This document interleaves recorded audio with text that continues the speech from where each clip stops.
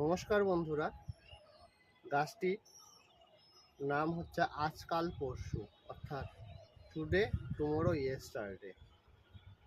এই যে সাদা রঙের ফুলটি দেখছেন, এটি গতকালকে ফুটেছিল, আর এই বেগুনি কালারেরটা আজকে ফুটেছে।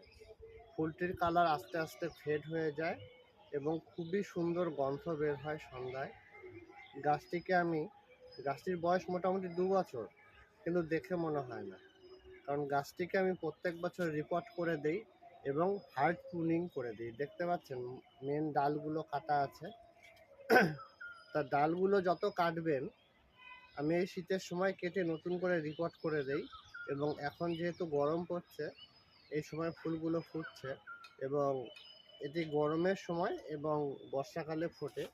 খুবই সুন্দর ফুলগুলো দেখতে হয় এবং প্রত্যেকটি নতুন কুশিতে ফুল থাকে। কেমন লাগছে ফুলটি বলবেন। এবং এই গাছটির বনসাই করা যায় এবং খুব সুন্দর হয়।